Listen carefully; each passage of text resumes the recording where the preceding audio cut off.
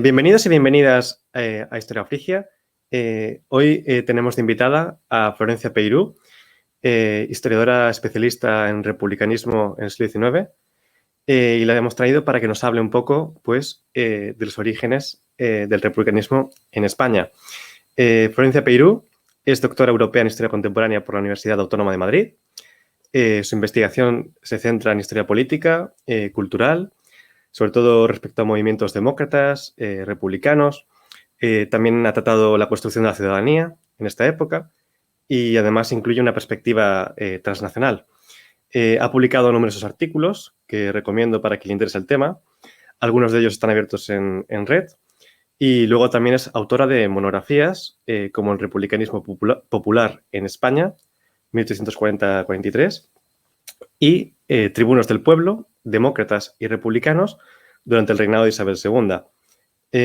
Nuestra intención en El Jacobino es dedicar varios capítulos o varias entregas al republicanismo como parte de la historia de España. Y en esta ocasión nos centraremos en este periodo anterior a la Primera República, entre 1808-1930 y 1868-73.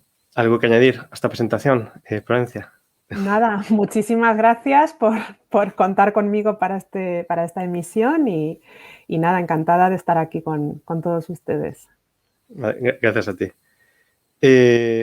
Vale, entonces, hay veces que parece que el republicanismo empieza en 1931 con la Segunda República. ¿Crees que hay que conocer el republicanismo antes que las repúblicas?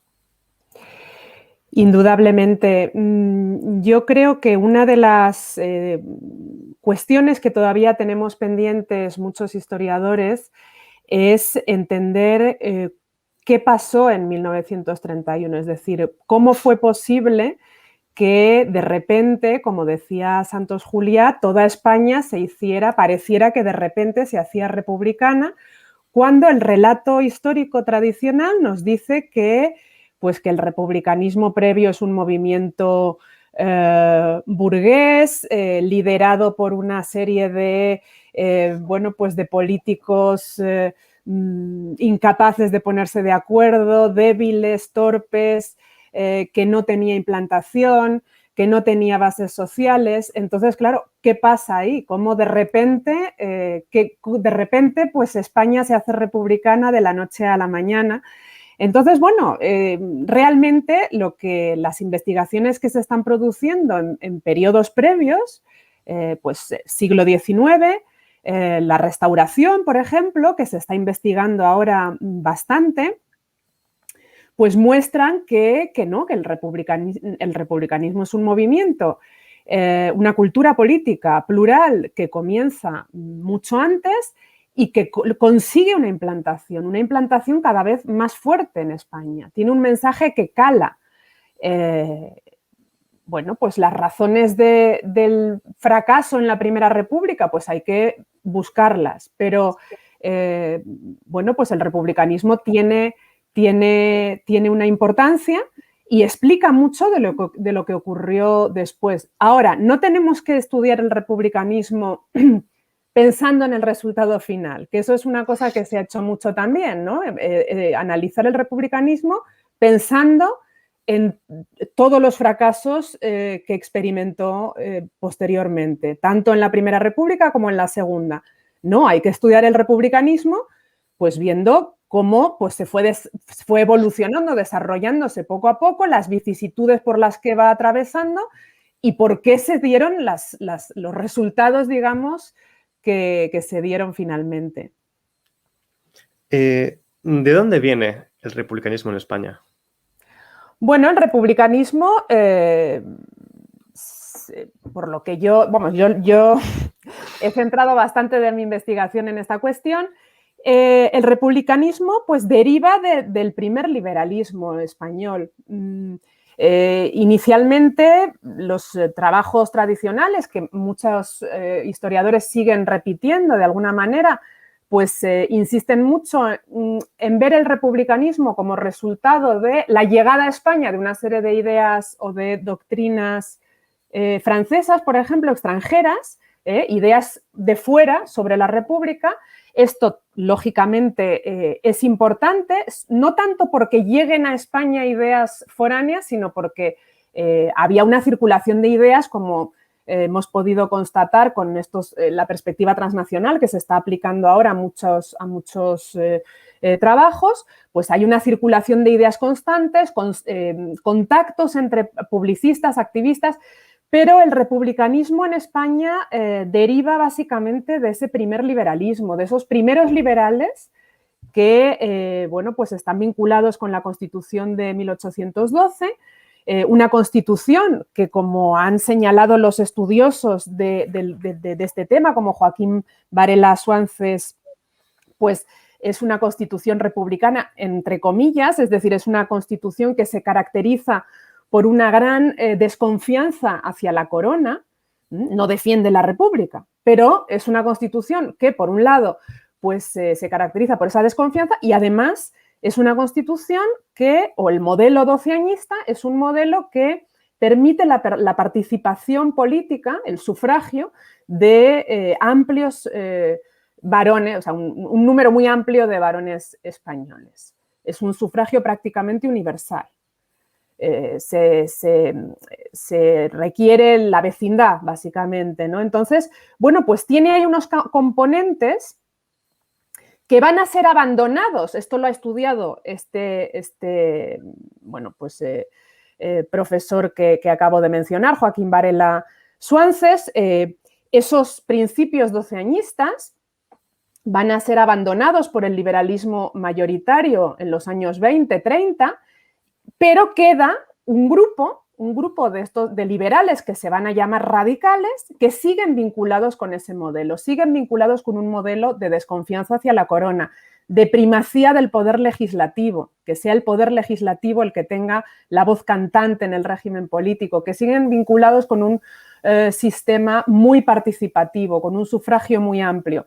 Estos sectores van a ir derivando hacia la República cuando constaten que es imposible, por el apoyo que la corona va a prestar a los sectores más conservadores del liberalismo, es imposible implantar un régimen de ese tipo en España más que prescindiendo de la corona. No sé si me he explicado. Sí, eso es lo que hablaban ellos de resolver la contradicción entre el rey y la soberanía nacional, ¿no? ¿O cómo es eso? Claro, sí, básicamente en un primer momento hay sectores que consideran, muchos de estos liberales se exilian en Inglaterra. Y hay algunos de estos, de los futuros republicanos, como por ejemplo José María Orense, que es una figura muy interesante, que inicialmente sí que defiende un modelo británico, es decir, defiende una monarquía como poder moderador. Lo que pasa es que, claro, cada vez va a haber más sectores que señalen la incompatibilidad. Es decir, la monarquía, la corona, es incompatible con la democracia, con una soberanía nacional real. Es incompatible. Un poder hereditario es incompatible con la soberanía nacional. De todas formas, esos debates se producen a lo largo de todo el periodo. El republicanismo, yo prefiero hablar de demorrepublicanismo porque es un magma muy plural, con controversias, con divergencias y, bueno, pues incluso durante el sexenio hay sectores, bueno, los cimbrios, hay sectores demócratas que transigen con la monarquía, que consideran que se puede establecer una democracia con una monarquía, aunque, bueno, el grueso de los previamente miembros del Partido Democrático sí que se van a convertir, digamos, en republicanos, debido precisamente a esa imposibilidad de conciliar democracia o soberanía nacional con monarquía. Pero esto no estaba dado desde el principio, es decir, inicialmente hay sectores que piensan que sí que se puede. Lo que pasa es que, claro, teniendo en cuenta que el modelo que se defiende en todo momento es el del doceñismo, es decir, es el de un modelo de desconfianza de la corona. Es un modelo en el cual el legislativo tiene primacía. ¿Qué significa esto? Que en caso necesario se puede destituir. Es decir, la monarquía es un poder constituido. Entonces, digamos que el paso de esa visión de la monarquía como poder constituido hacia una república no es tan, digamos, difícil de dar. Es un tránsito, digamos, posible, ¿no? Posible y que se puede transitar, ¿no? Perdón por la redundancia, pero que, bueno, que lo que yo defiendo es eso, que los grupos había divergencias, pero que el modelo que se defendía de una monarquía democrática y el de una república no era tan distinto en el fondo, porque el de la monarquía era una monarquía republicana en ese sentido, es decir, una monarquía democrática como la que, bueno, pues con un monarca elegido por el pueblo. Entonces, hay una relación bastante estrecha con una especie de liberalismo democrático, por lo que te entiendo, y empezaría a decantar, ¿en qué momento empezaría a adquirir, en qué momento empezarían a desmarcarse del resto y identificarse de forma separada? Bueno, sobre todo hay un punto de inflexión que es el bienio progresista, es decir, de 1854 a 56 hay un pronunciamiento, como sabemos, progresista que da lugar a un periodo de una, bueno, en ese, digamos, gran periodo moderado que es el lapso que se extiende de 1840 al 68, pues son 2 años de gobierno progresista donde pues hay una mayor libertad y se trata de liberalizar el régimen. El fracaso de esa experiencia va a ir determinando una cada vez mayor decantación de los demócratas hacia el republicanismo. Es decir, se va constatando cada vez con más fuerza que con la monarquía es imposible establecer un régimen de libertad. Entonces, yo creo que en los años 50, claro, el problema es que no podemos identificar muy claramente ese proceso porque no había una libertad de prensa muy grande, que se diga. Es decir, de hecho, desde el 56 hasta el 58 hay bastante represión. Entonces, no podemos buscar los signos de esa republicanización en escritos, en textos periodísticos. Lo que sí vemos es que, bueno, pues que a la altura del 58 la mayoría ya, el Partido Democrático se declara ya republicano, cada vez hay más manifestaciones de republicanismo y en el 68 se convierte directamente en Partido Republicano Federal. Entonces, yo creo que hay un punto de inflexión que es el bienio, que al fracasar un proyecto de liberalizar el régimen con una monarquía, pues va decantando cada vez más a más sectores que estaban pues en esa duda, que transigían con la monarquía, que pensaban que podía ser, pues va decantando cada vez más hacia la república como forma de gobierno. Sí, pero aún así yo creo que es sorprendente que antes incluso del bienio hay, por ejemplo, periódicos republicanos o incluso socialistas que no es una realidad muy conocida y que, sin embargo, tuvo algo de relevancia y, de hecho, se pone de manifiesto en el bienio progresista. Sí. Respecto a estos, ¿tienen un papel, por ejemplo, los republicanos ligado a las primeras asociaciones del trabajo o las cooperativas o en relación al socialismo? Bueno, efectivamente las primeras manifestaciones de republicanismo son en el año 1840, ya un poquito antes puede haber alguna manifestación incipiente, pero básicamente eclosiona con varios periódicos en el 40, del 40 al 43 hay periódicos republicanos. Y bueno, ese es un contexto, el de los años 30 y 40, en el cual la cuestión social estaba encima de la mesa.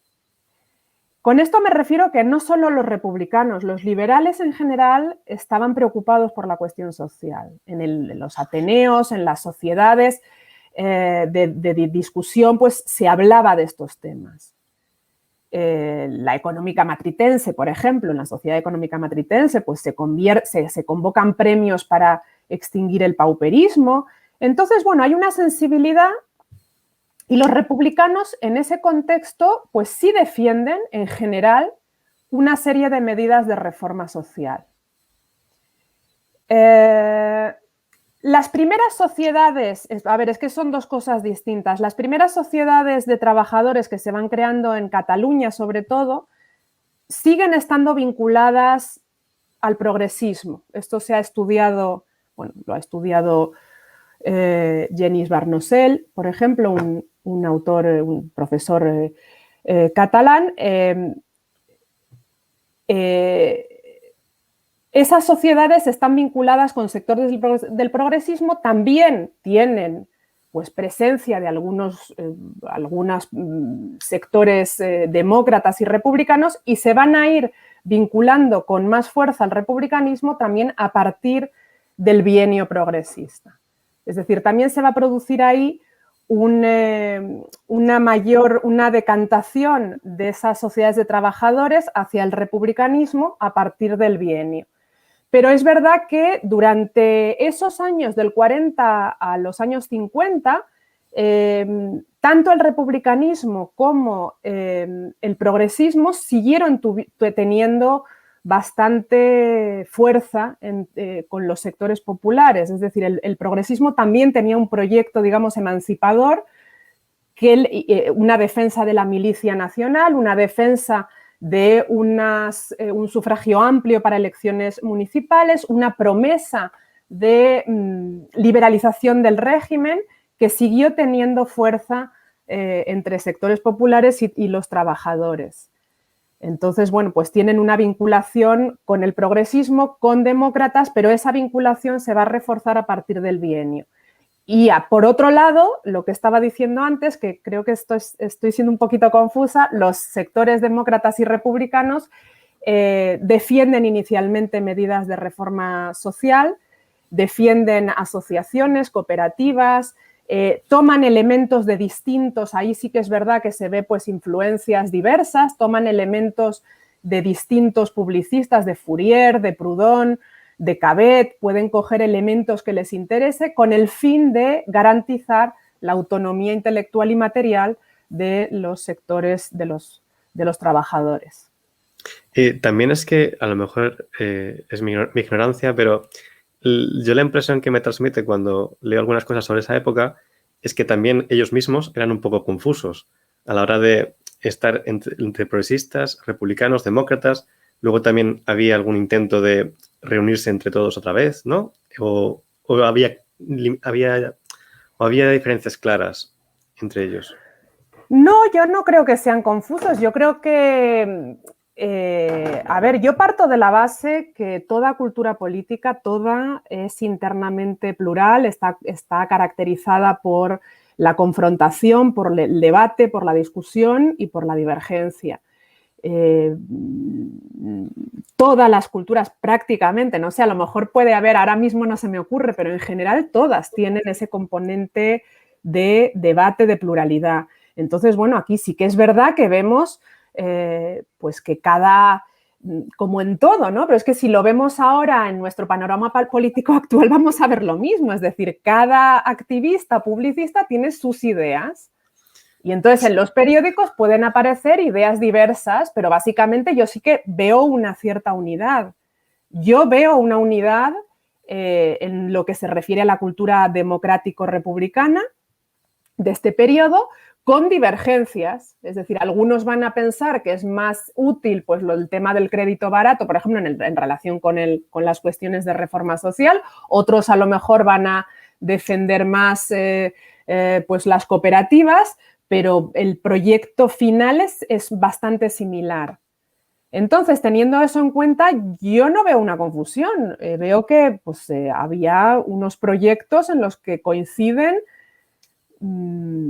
No sé, yo creo que eso forma parte un poco de ese mito, de ese halo de caos, de desorganización y de confusión en el que del que se ha rodeado el republicanismo a raíz de la Primera República, y que seguimos manteniendo, pero en realidad, pues, hombre, pues las personas también cambian. Hay algunos, pues el José María Orense, del que he hablado antes, empieza siendo un monárquico y termina siendo republicano federal intransigente. Entonces, ¿cómo se va produciendo su camino? Bueno, pues eso hay que ir viéndolo. De José María Orense, además, tú tienes una pequeña biografía. Sí, por eso hablo tanto de él. En Liberales Eminentes, creo que se llama el libro, que está muy bien porque son...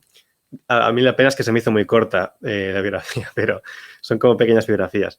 Pero, claro, pero es que además de lo que comentas, esto contrasta un poco con la imagen que muchas veces tenemos del pasado, de la historia de España, sobre todo anterior a la Segunda República, incluso al siglo XIX, que vendría siendo un pasado que nos invita a pensar mucho en una dualidad, ¿no? En que hay como dos Españas o algo así. Y entonces, cuando uno profundiza un poco en el siglo XIX, ve que hay un siglo mucho más plural y que se parece mucho más a la actualidad, tal vez porque sí que hubo más revolución liberal de lo que muchas veces se suele pensar.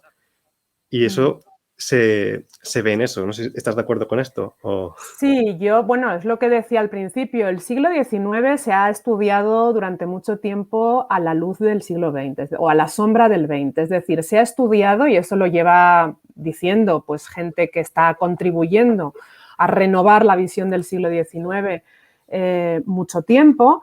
Es decir, se ha estudiado teniendo en la cabeza siempre lo que ocurrió en el 20 y básicamente la guerra civil, el golpe de Estado, la guerra civil, el franquismo.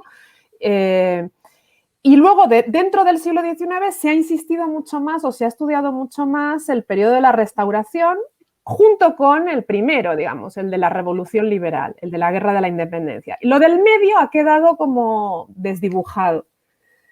Y claro, ahí pasan muchas cosas. Que hay que seguir investigando. Lo que pasa es que, claro, esto, pues hay que atraer gente al siglo XIX porque seguimos, yo creo que vamos, aquí en España seguimos entre los estudiantes, por ejemplo, pues el siglo XX sigue teniendo mucho más éxito, pero vamos, que el siglo XIX, pues efectivamente pasan muchas cosas.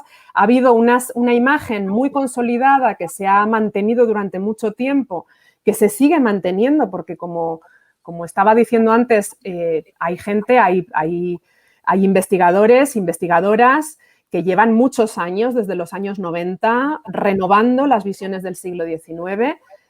Pues, por ejemplo, Isabel Bourdiel, Maricruz Romeo, Jesús Millán, Pedro Rújula, no sé, hay muchos investigadores que están contribuyendo a renovar las visiones del siglo XIX, pero luego vemos que al final, pues en los grandes manuales cuando se publican, pues volvemos a la visión de siempre, ¿no? La visión del caos, de la apatía, del inmovilismo, del atraso.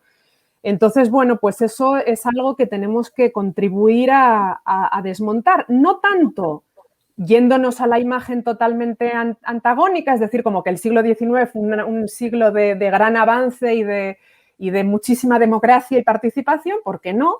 Pero normalizando y poniéndolo en su contexto, es decir, en el contexto europeo, pues España tampoco, pues ahí podemos ir viendo en qué sentido, pues hay algunos áreas en los que puede haber estar los niveles similares, donde se puede haber algo más de retraso, pues sí se puede decir eso, en cuáles no, pero tratar de normalizar el itinerario y la trayectoria y la situación española en el siglo XIX. Sí, y es que yo, por ejemplo, leyéndote, la impresión que saco es que aunque sea muchas veces de una forma un poco básica, hay debates en el siglo XIX español que suenan muy actuales y que es como, no es la primera vez que los tenemos, pero sin embargo están como esa parte muy olvidada como si no hubiese ocurrido. Estoy pensando, por ejemplo, en la idea que manejaban de democracia. ¿Qué idea manejaban de democracia, por ejemplo, los republicanos de 1850, 1860? A ver, en los debates en torno a la democracia hay dos puntos clave que son, por un lado, el debate en torno a democracia directa y democracia representativa y, por otro lado, el debate en torno a intervención del Estado o no intervención del Estado en los asuntos socioeconómicos para garantizar una verdadera libertad y autonomía de los ciudadanos. Esos debates se han producido desde los inicios de lo que se llama la democracia moderna. Se ha hablado de esos temas. En España ocurrió lo mismo. En España, inicialmente, es verdad que los primeros republicanos y demócratas defienden un concepto de democracia muy participativo que incluye elementos de democracia directa. Incluye, lógicamente, no puede ser como lo que ocurría en una ciudad-estado griega, pero incluye, pues, propuestas para aprobar todas las leyes que se presenten en el Congreso. Claro, cómo lo iban a hacer, no sé, no queda muy claro, pero pues un concepto de los diputados o de la representación como una delegación. Los diputados tienen un poder delegado que se puede revocar. Esto se daba también en Francia. Los republicanos franceses en los años 50 también, muchos de ellos defendían esas formas de democracia directa, porque se pensaba, y esto ya lo había hablado Rousseau, que la representación, tal y como ocurría en el Reino Unido, por ejemplo, en el sistema británico, era una falacia, porque se le da un mandato a un representante que luego se tira unos años haciendo lo que le da la gana y pues los electores no pueden hacer nada al respecto. Entonces, bueno, pues la idea del mandato imperativo, la idea de la aprobación de las leyes están ahí encima de la mesa. Además, se defiende un concepto de democracia muy participativo, ya he dicho, y vigilante. Esto viene también del primer liberalismo. En la época en la que se está debatiendo la Constitución de Cádiz y después en el trienio liberal, bueno, pues los liberales están amenazados por la reacción constantemente, por una reacción absolutista. Entonces, todos los ciudadanos tienen la obligación de estar vigilando que no pase nada.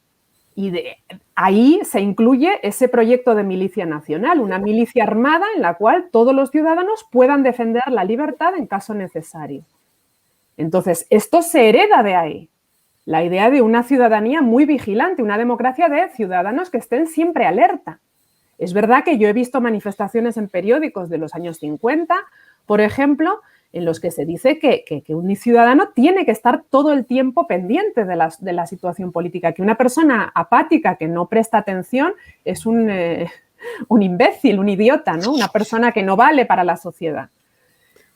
Entonces, bueno, pues es una ciudadanía, como digo, tiene elementos de democracia directa, muy vigilante y vinculado con esta cuestión de la representación, pues es una ciudadanía que a veces ejerce su derecho a la participación por cauces que no son institucionales. Es decir, todo eso está en construcción. Entonces, bueno, pues digamos que la participación solo a través de, pues, por ejemplo, la prensa y el sufragio no se contempla. Se contempla que en caso necesario, pues, se participe pues, con una manifestación, saliendo a la calle, pidiendo, reclamando, con peticiones. Es decir, hay muchas maneras de participar. Y es una democracia, por tanto, más inmediata, es un concepto más inmediato de democracia. Pero esto, ya digo, no es una particularidad española, esto pasa en Francia. De hecho, esto lo ha estudiado mucho un autor francés que se llama Pierre Rosanvallon, que hace un análisis muy interesante de los conceptos de soberanía, democracia a lo largo del siglo XIX. ¿Qué era el derecho de insurrección? Bueno, pues el derecho de insurrección es, básicamente es defender la libertad por medio de las armas si es necesario, si se hace necesario, si hace falta. Pero tiene que ver con lo que estabas comentando y, por ejemplo, tiene que ver con el derecho a hacer cumplir, digamos, el mandato del pueblo hasta las últimas consecuencias, ¿no? Claro, sí. El problema es que a lo largo de este periodo, pues no hubo, o sea, no estamos en una situación de libertad en España. Es decir, hay un sufragio muy restringido, hay unas leyes de imprenta que también son restrictivas, no hay derecho de asociación.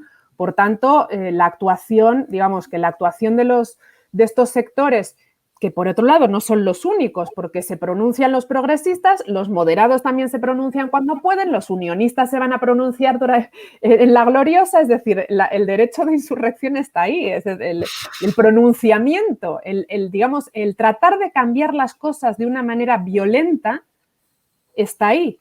Entonces, yo lo que sí que es verdad que he estudiado es, a la hora de analizar la defensa que hacen estos sectores republicanos y demócratas del sufragio universal, por ejemplo, y de la democracia, yo lo que he querido es no leer esto con nuestras lentes actuales, es decir, no dar por sentado que lo que entienden por sufragio y por democracia es exactamente lo mismo que entendemos nosotros, porque las cosas no son iguales, porque el contexto es distinto. Es decir, esto no es ninguna acusación ni ninguna crítica, porque es verdad que ahora con todos los revisionismos que hay, parece que la gente lo que quiere es desmontar o echar por tierra estos primeros proyectos que son tan importantes democratizadores, pero es verdad que yo lo que sí que he visto es que estos sectores no tienen una confianza plena en el sufragio como operador político, como instrumento de cambio.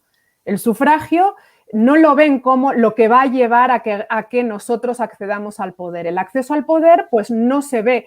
Esto está motivado, por un lado, por las circunstancias que ya he dicho, no son de libertad, son unas circunstancias bastante restrictivas, pero también es verdad que en su manera de ver el mundo, en su cosmovisión, hay cierto antipluralismo en el sentido de que no se entiende. Es decir, que al adversario político hay que derrocarlo, que digamos que la conciliación es difícil. Ahora bien, esto no es tampoco una peculiaridad de los republicanos. Esa visión, digamos, antipluralista la comparten los grupos políticos en general prácticamente, vamos, hasta la Segunda República. Y ya están ahí, vamos, los datos para corroborarlo. Es decir, que esta idea que tenemos ahora, o sea, la idea de democracia moderna, plural, de respeto a las decisiones de las mayorías, bueno, pues todo eso es algo que se va construyendo poco a poco a partir de una serie de experiencias. No nace así la democracia pasa por distintas fases. Entonces, bueno, es verdad que estos sectores entienden en un momento dado, sí que defienden en general que, pues que el acceso al poder conlleva la caída del oponente político. Esto va a cambiar a partir del sexenio y la Primera República. Es verdad que esa experiencia, que es muy conflictiva, muy difícil, pues hace que un sector del republicanismo empiece a evolucionar hacia unas posturas un poco distintas, de más respeto al pluralismo, a los distintos partidos. Yo he visto definiciones previas de partido como un ejército en lucha. Un partido es un ejército en lucha. Bueno, pues eso poco a poco pues hay sectores que empiezan a valorar más pues unas vías legales de acceso al poder, digamos, legitimidad que tienen todas las opciones políticas. Bueno, pues en cualquier caso, yo creo que a día de hoy hay sectores que siguen sin respetar la pluralidad, ¿no? O sea que también es difícil aceptar la decisión de la mayoría. Eso también es un problema de la democracia que se ha debatido. ¿Tiene un individuo, si estamos defendiendo los derechos individuales, cómo aceptar la decisión de una mayoría que te perjudica? ¿Cómo hacemos con eso? ¿Qué hacemos con eso? Bueno, son puntos que, bueno, pues que la democracia está siempre en construcción y siempre en debate. Siempre. Nunca se acaba el debate en torno a la democracia. Hay un punto que antes creo que quedó a medias, que empezaste a comentarlo, que es el tema de que les dividía la intervención en lo que es la economía. Sí. En lo que es Y entonces, coméntame este punto, porque creo que quedó un poco a medias. Y si, por ejemplo, entendían muchos la libertad como independencia material, de forma que la democracia significaba en dar medios de existencia para todas las personas. ¿Esto es una idea de entonces o cómo va eso? Efectivamente, sí. Esto también es una idea que no es propia tampoco de los republicanos españoles, es decir, es una idea que está ahí, bueno, pues es que si estamos defendiendo la ciudadanía, estamos defendiendo la libertad, la ciudadanía es imposible si hay gente que se muere de hambre. y que depende, por tanto, su subsistencia de otra persona. Y la ciudadanía también es imposible con una persona ignorante que no tiene criterio y que puede ser manipulable.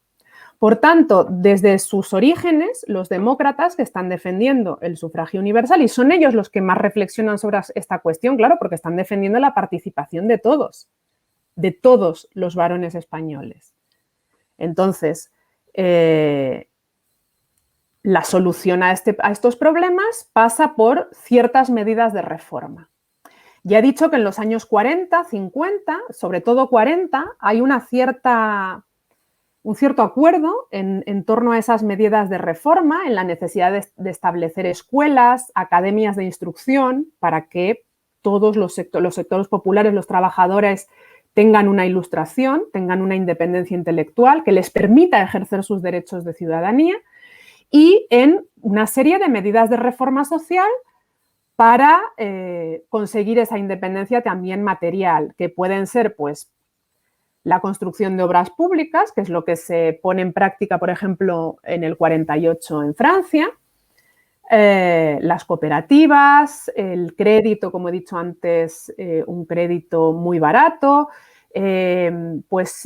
una forma democrática de desamortización. Estos sectores critican mucho la manera en que se ha llevado a cabo la desamortización y ellos defienden un reparto de tierras, de pequeños lotes de tierras para todos los ciudadanos. Entonces, bueno, pues coinciden en torno a esas medidas de reforma con ese objetivo final de una ciudadanía completa, ¿no?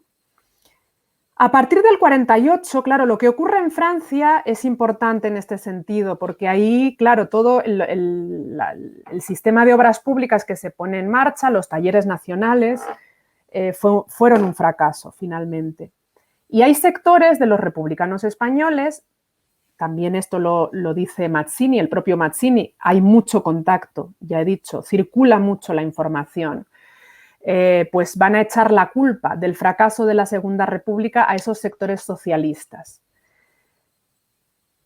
Y por otro lado, pues a partir de ese momento, en los años 50, hay unos grupos dentro de la cultura política republicana y democrática que empiezan a valorar por encima de todo la autonomía individual, la soberanía individual, es decir, pasan de poner el foco. Previamente el foco estaba puesto, la definición de democracia se vinculaba con la participación política, es decir, democracia es participación política, sufragio universal masculino. Hay una serie de sectores, como digo, que empieza a poner el foco en la autonomía individual, es decir, la participación sí, pero lo más importante es la garantía de unos derechos individuales y legislables. Esto es lo que define la democracia, que el individuo sea dueño de sí mismo, que haya una serie de derechos que nadie pueda tocar. Esto es una influencia del modelo norteamericano, es decir, de poner el énfasis en un Bill of Rights que prohíba. Y bueno, estos debates se van a dar mucho luego durante el sexenio. Los debates en torno a la Constitución del 69 versan mucho sobre esta cuestión, es decir, los sectores más radicales, los sectores progresistas que habían asumido algunos principios democráticos, sí van a defender que se pueda legislar sobre esos principios en caso necesario. Y los republicanos van a negar que se pueda, van a rechazar que se pueda legislar sobre esos principios. En cualquier caso, en los años 50 hay un grupo importante que empieza a poner el foco en esa soberanía individual, en esos derechos individuales y en un Estado muy reducido. Es decir, son muy liberales en el fondo.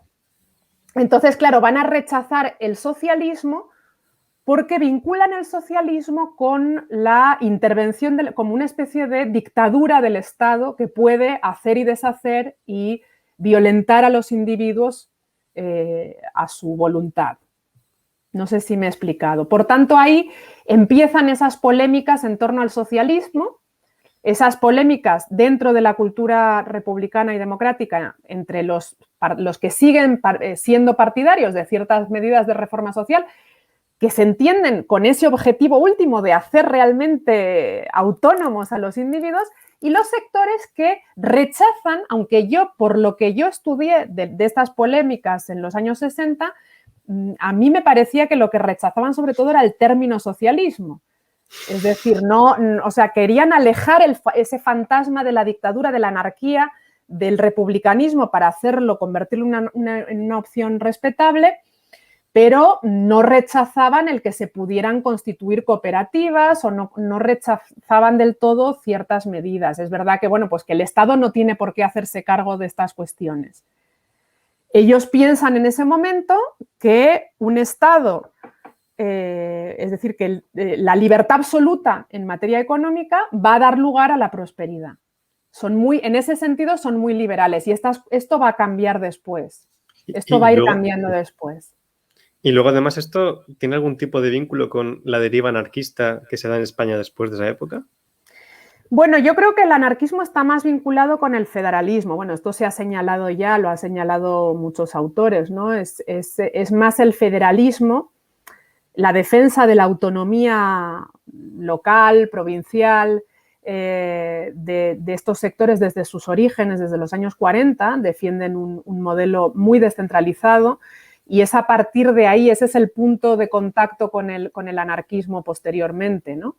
Pues es un estado mínimo, pero en el cual, constituido por muchos núcleos que se autogobiernan. Claro, pero una cosa que me gustaría subrayar es que la expresión que has utilizado de soberanía individual, si no me equivoco, es una expresión que sale de la época, ¿no? Sí, eso lo dicen ellos. Ellos dicen... Soberanía individual. Claro, yo lo que constaté cuando estaba trabajando sobre esta cuestión es que si en los años 40 todas las definiciones de democracia que aparecen en los periódicos utilizaban, decían, la democracia es la soberanía popular del pueblo.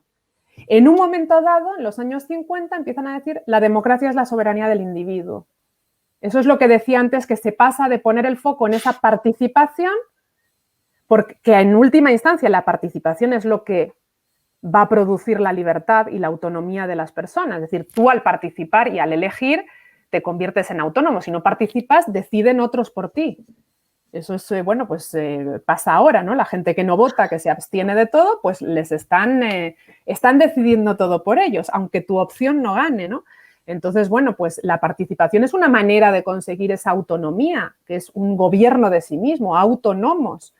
Ahora, a partir de los años 50, ya digo que hay sectores que empiezan a poner mucho el foco en la soberanía, en el hecho de que los individuos tienen una serie de derechos ilegislables que son intocables. Y a partir de ahí tenemos la soberanía individual, individuos que se acuerdan vivir en común en una localidad, y tenemos entonces la soberanía local, que va a tener sus derechos, que va a delegar a una instancia superior, y ahí tenemos toda la teoría del pacto de Pi Margall, de la federación desde abajo, que se basa en esta idea de la soberanía individual, ¿no? En que cada entidad va delegando soberanía a la instancia superior, y es la manera de evitar que se pueda legislar y que se pueda mermar esos derechos. Claro. Que una instancia, una asamblea pueda legislar sobre... Y ese, es una de las principales caballos de batalla con el progresismo. El progresismo sigue muy vinculado con la soberanía nacional. La asamblea decide. En cambio, aquí se empieza a defender esta soberanía individual. Ahora, cuando llegue Pi Margall al gobierno en la Primera República, las cosas no van a poder hacerse como él había defendido, y se da cuenta de que hay que hacerlo de otra manera. Pero claro, ese mensaje había calado mucho. Ese mensaje de soberanía había calado mucho. Se había difundido mucho. Y eso es una cosa que también quiero contribuir a matizar, ¿no? Esa idea del republicanismo como una fuerza sin bases sociales o de un siglo XIX apático, desmovilizado. No, el republicanismo caló en el mundo rural.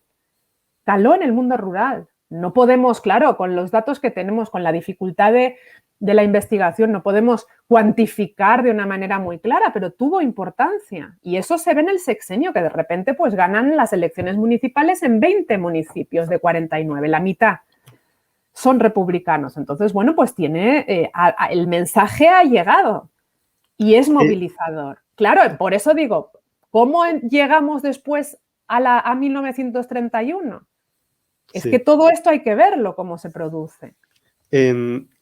Volviendo al tema del federalismo, me gustaría que explicases antes de la Primera República y más allá de Pi y Margall, qué significaba este federalismo, porque estás comentando que tiene que ver con pactos que son locales, entonces de los individuos a los municipios y después más arriba. Y claro, eso no es exactamente lo que solemos entender por federalismo o lo que se habla hoy en día o lo que hay en Estados Unidos, por ejemplo, sino que es otra idea de federalismo. ¿Puedes comentarme esto, por favor? Sí, bueno, el federalismo, los republicanos desde los años 40, los primeros periódicos republicanos que aparecen en 1840, 41, 42, hablan de federación. Lo que pasa es que durante bastante tiempo federación se entendió como una descentralización administrativa, básicamente. Lo que están defendiendo ellos es un modelo que, una vez más, deriva del doceañismo, del modelo que se había establecido con la Constitución de Cádiz, que era un modelo por el cual los gobiernos locales eran elegidos por los habitantes de esas localidades, ¿no? Esto va a cambiar con el gobierno moderado, va a establecer pues, la designación central de esas autoridades locales. Entonces, bueno, ellos siguen vinculados con una descentralización que implica, por un lado, la elección de las autoridades locales, provinciales, regionales por parte del electorado, la elección, y por otro lado, con pues, una descentralización. Una descentralización que es muy importante. Es muy importante porque los municipios, en ese momento en que se está construyendo el Estado liberal, tenían bastantes competencias. Los municipios en el siglo XIX, en todo este periodo, tienen muchísimas competencias en relación con el agua, los abonos, los usos comunes, el reparto de tierras que a veces se hacen de manera informal. Es decir, los municipios controlaban bastantes cosas, ¿no? A pesar de que se está construyendo un Estado centralizado, mantuvieron amplias competencias. Y el mensaje que se está dando, que los republicanos están dando, es que esos municipios sean elegidos, que esos gobiernos municipales sean elegidos por los habitantes de las provincias y que tengan amplias competencias en materia económicas, en cuestiones económicas y administrativas. Eso es lo que ellos están defendiendo. Aquí, claro, hay que tener en cuenta cierta confusión porque ellos, la definición de federalismo la toman, digamos, de Tocqueville, que publicó en los años 30 La democracia en América, y él allí definió el sistema de Estados Unidos como centralización gubernativa y descentralización administrativa. Entonces ellos entienden esto, pero porque Tocqueville no había entendido bien cómo es el sistema de Estados Unidos, ¿no? Cómo funcionaba realmente. Entonces ellos toman esa idea de la descentralización administrativa hasta los años 50, a medida que va avanzando los años 50, cuando se van a empezar algunos sectores a atribuir ya competencias también políticas a las entidades locales. Entonces, sí, bueno, se entiende en un primer momento es más bien una descentralización administrativa y económica, se le van a dar competencias políticas en el sexenio. La mayoría, los federales van a defender esas competencias políticas, pero claro, siempre ahí ya sí que va a haber una divergencia fuerte entre los que son partidarios de construir la federación de abajo arriba y los que son partidarios de construirla de arriba abajo, es decir, que sea una asamblea constituyente la que defina, como se intentó hacer durante la Primera República, cómo se va a realizar el reparto de competencias.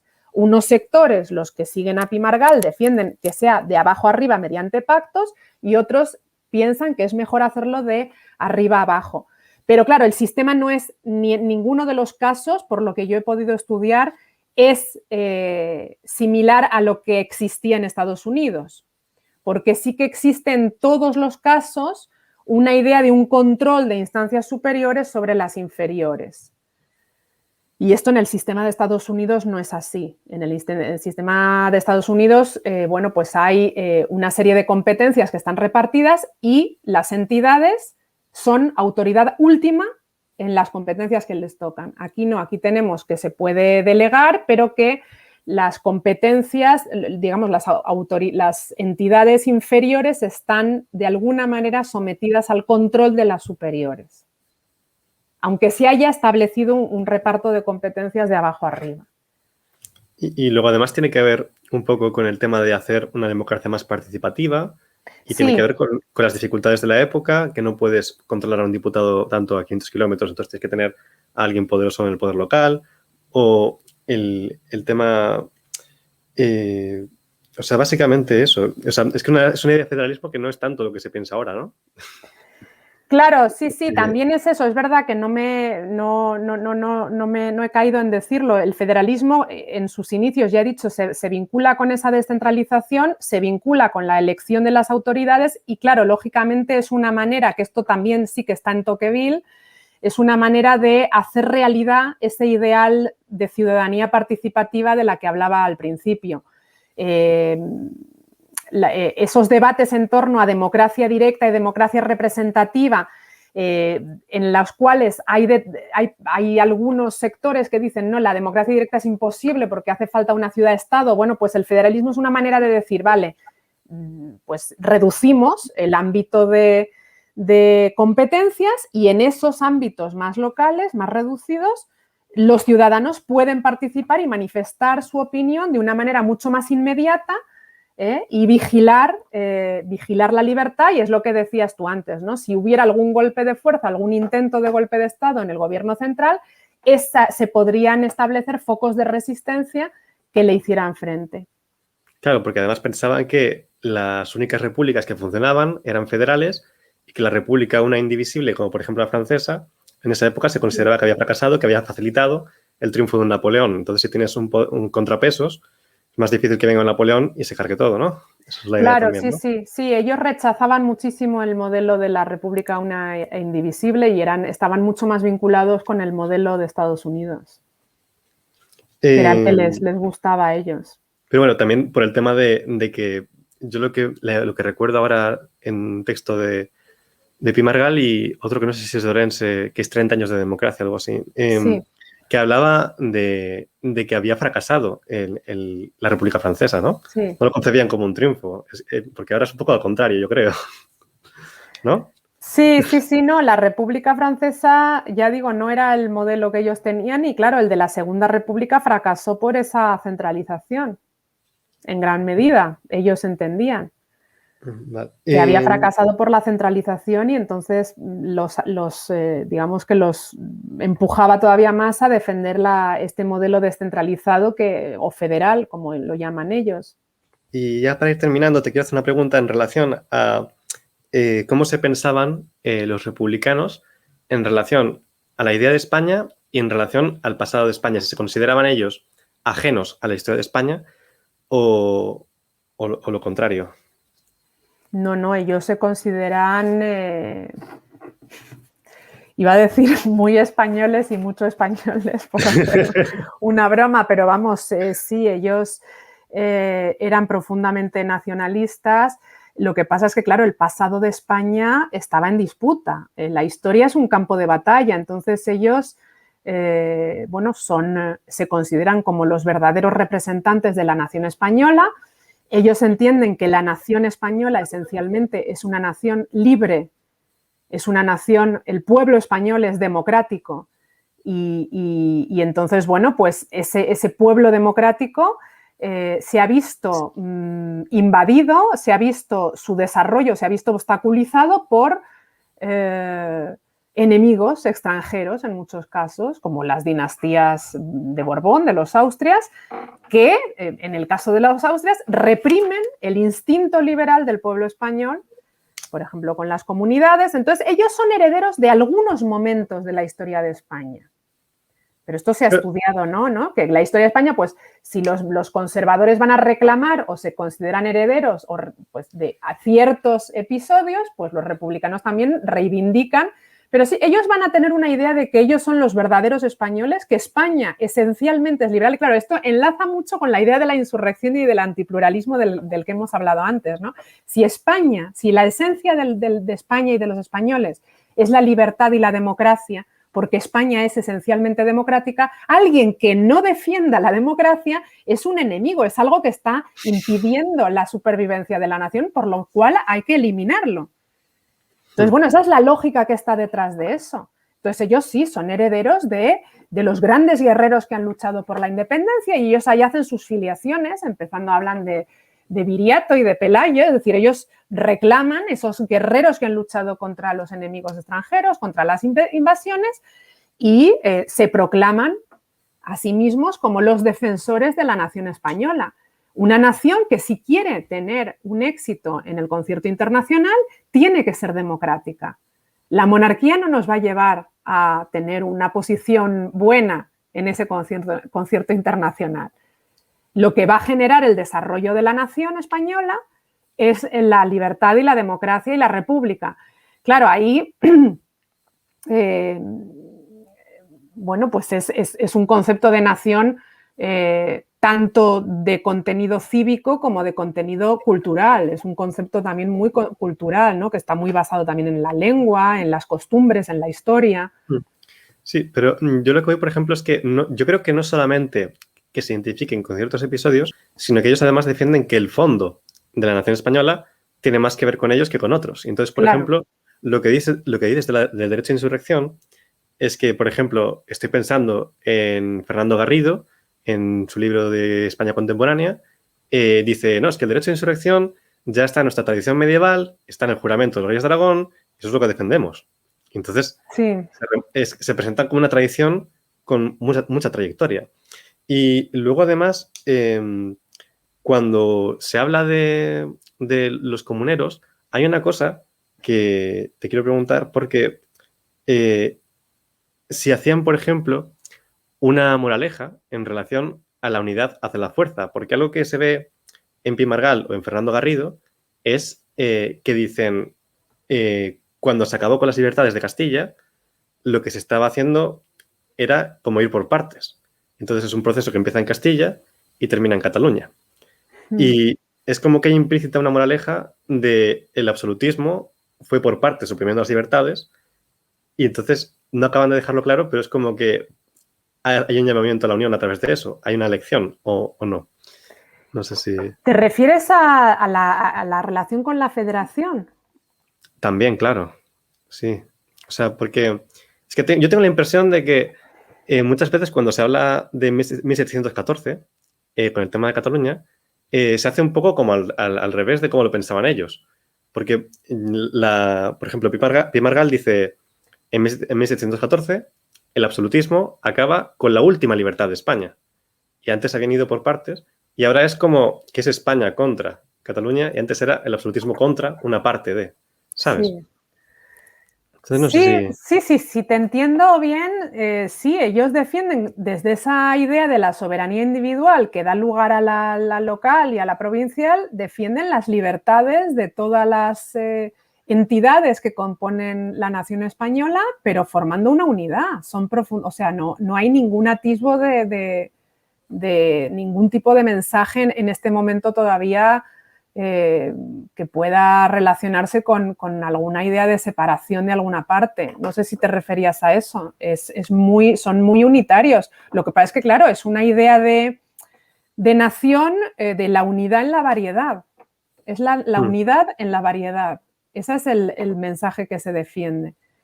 Y que, claro, pues frente a esa idea de poderes absolutistas que van mermando o eliminando las libertades, aquí se defiende que las distintas organismos que componen la nación o entidades que componen la nación conserven sus libertades y se unan como por efecto de su voluntad, entendiendo que van a tener esa voluntad. No se entiende, no se concibe que no vaya a haber esa voluntad. No se concibe eso. No se concibe. Entonces ahora cuando se critica o se dice que el pactismo da lugar a la desmembración, no se da lugar a ninguna desmembración. En ese momento no se concibe que se pueda no querer formar parte. En ese momento no, era lo que se quería era yo formo parte de esta unidad, pero manteniendo mis derechos y mi autogobierno y mis libertades.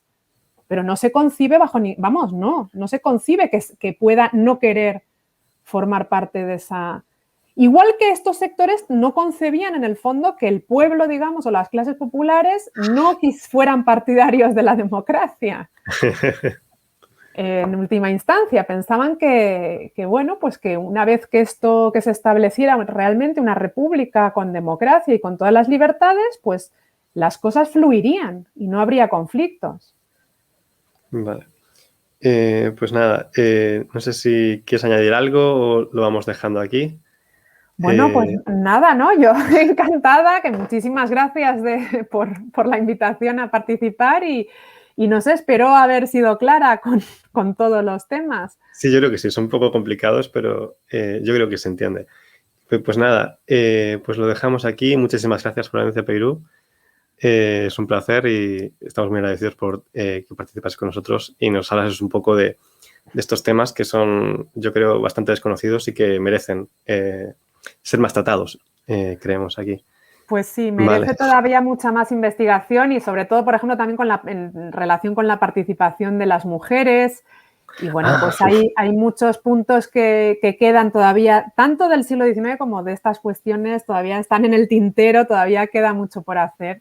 Se me ha olvidado al final de lo de las mujeres. Estaba aquí apuntado, pero no, sí, no me ha dado. Son muchos temas, de todas formas, bueno, pues eso, básicamente yo lo que sí que querría que quede claro, aunque pues son temas complicados, con conceptos un poco complicados y yo espero haber sido clara a la hora de explicarlos, bueno, pues que estos sectores tuvieron su importancia, que el mensaje democrático caló, porque en el fondo, si nos damos cuenta, en la gloriosa, en la Revolución de 1868, unionistas y progresistas habían aceptado ya los principios democráticos, es decir, cuando se dice es que es una fuerza débil sin bases, ¿no? Bueno, pues lograron que estos sectores, que eran los que tenían más fuerza, los unionistas eran los que tenían la fuerza en el ejército, los progresistas tenían más fuerza a lo mejor institucional. Es verdad que tanto progresistas, sobre todo los republicanos, eran los que se reconoce. Cuando estamos estudiando el sexenio de la Revolución Gloriosa, se dice, los republicanos eran los que tenían la fuerza con los sectores populares. Bueno, pues entonces no podemos hablar de una fuerza débil sin bases. Tienen una fuerza y habían conseguido que los principios democráticos fueran asumidos, como fueron asumidos y fueron aceptados en la Constitución del 69. Lo que no les gustó de esa Constitución fue que fuera monárquica, pero los principios estaban y que se pudiera legislar. Pero ellos habían aceptado estaban aceptados esos derechos individuales, esos derechos, la participación, el sufragio. Entonces, bueno, fue una fuerza importante que logró movilizar. Entonces, ahora queda todavía por seguir analizando cómo, pues, en la época de la Restauración, por ejemplo, hubo mucha más movilización de la que se piensa, hasta llegar a ese punto final, que es en 1931, y podamos entender cómo fue posible que España en ese momento pues pareciera que se había convertido en masa al republicanismo. Esto me recuerda, ya para cerrar, a cuando Donoso Cortés, cuando tiene que explicar cómo llegó Mendizábal al poder, dice que era para precisamente calmar y para precisamente, digamos, conceder, ¿no? Lo que es la fuerza popular. Bueno, pues nada, cerramos aquí entonces, ¿vale? Vale, muchísimas gracias. A ti.